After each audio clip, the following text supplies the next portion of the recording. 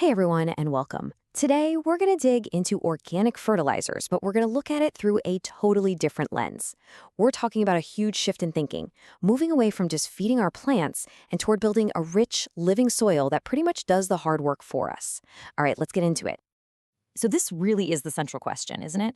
Are you just force-feeding your plants what they need for a short time, or are you actually building your soil for the long haul? Seriously, how you answer that changes the entire game. So it really boils down to two completely different models. You've got the synthetic approach, which is all about that instant hit for the plant. It's using chemical salts that dissolve in water so the plant can suck them right up. The problem? Well, it's like a fertilizer treadmill. The soil itself never gets any healthier, so you just have to keep adding more and more chemicals. But the organic system? That's a soil-first model. The idea is to feed the trillions of microbes in your soil, and that incredible workforce breaks down nutrients and feeds your plants for you. It's all about building lasting health from the ground up. Okay, so let's dive into our first section, the soil-first philosophy. This is where we really get into what it means to stop thinking in terms of chemical injections and start nurturing an entire biological system. Here is a fantastic way to picture the organic strategy. Think of it like this. On one side, you have the soil's pantry. This is your compost, your organic meals, all the solid stuff. You're basically stocking the pantry with slow-release foods that build fertility and good soil structure for months, even years. Then, on the other side, you have the plant's energy drink. These are your fast-acting liquids, like fish emulsion. You use these for a quick, targeted boost right when your plants are working their hardest, like when they're making a ton of fruit. It's a 1-2 punch that works incredibly well. All right, on to section 2. Now that we get the strategy, let's meet the actual tools. We're talking about those foundational solids, the things you're going to use to stock that soil pantry we just talked about. Okay, when it comes to nitrogen, we've got a classic dilemma. If you need a really fast nitrogen kick for something like lettuce, blood meal is your go-to. It's powerful. But that power comes with risks. Use just a little too much, and poof, you've burned your plants. And get this, it creates what you could call a pest paradox.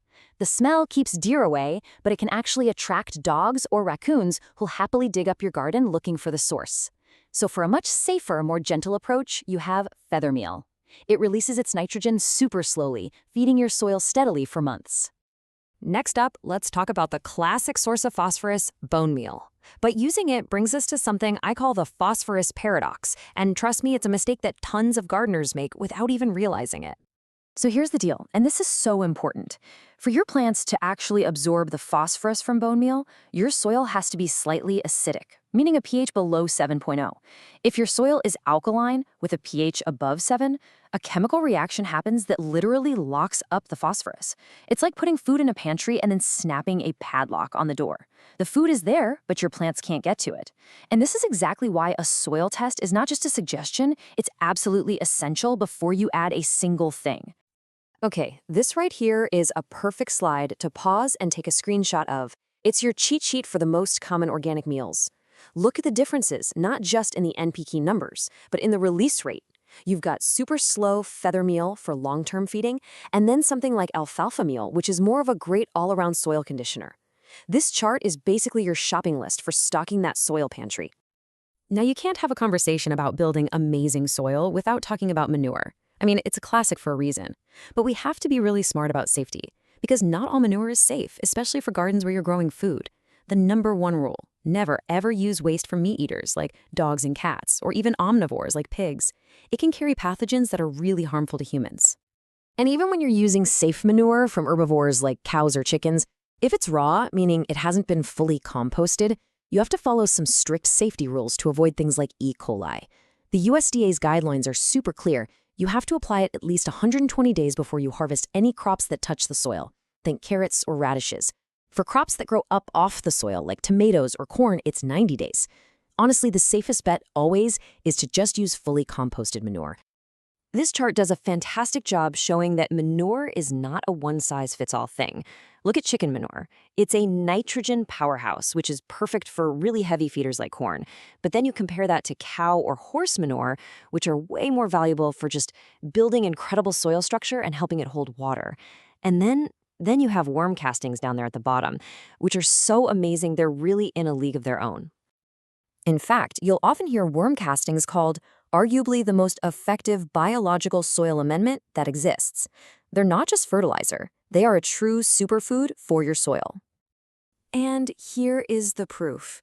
University studies have shown that using worm castings can boost fruit and vegetable yields by a jaw-dropping 57% to over 200%. That is incredible.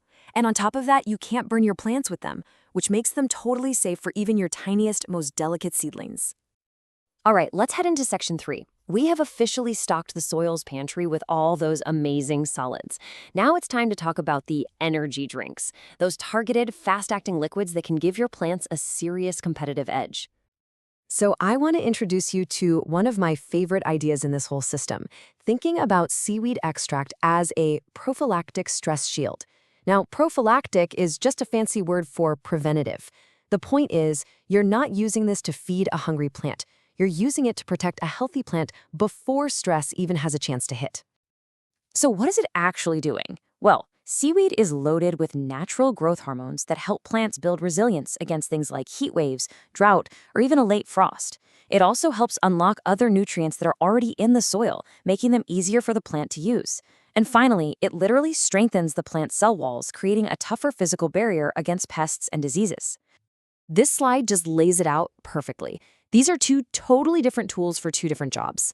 Think of fish emulsion as the quick meal. It's giving the plant a direct shot of NPK nutrients. Seaweed extract, on the other hand, is the vitamin shot. It's not about nutrients. It's about delivering a boost of resilience to help the plant handle stress. And let me tell you, using them together is an absolutely unbeatable combination. And finally, let's clear up a really common misunderstanding about compost tea. It's not really a fertilizer. I mean, its nutrient value is super low. Its real job is to be a microbial inoculant. What you're doing is brewing a living liquid full of beneficial bacteria and fungi, and then spraying that army onto your soil and leaves. You're creating what the source calls biological armor that helps protect your plants from diseases. Okay, we've covered the why and the what. In our final section, section 4, we are going to pull every single piece together into a simple, integrated strategy, a 4-step plan you can start using right away. And here it is. This is really the heart of the whole thing. Step 1, diagnose. You have to start with a soil test to know your starting point. Step 2, build your foundation. Every single year, feed that soil pantry with compost, manure, and slow-release meals. Step 3, liquid supplementation. Use those energy drinks like fish emulsion to give a boost right when your plants need it most. And finally, step 4, biological resilience. Use seaweed before a predicted heat wave or when you're transplanting, and use compost tea to build up that incredible biological armor. So this brings us all the way back to the beginning. But now the question is for you. After seeing how this whole system works, what's the very first step you're going to take to stop being just a plant feeder and start becoming a true soil builder? Thanks so much for joining me.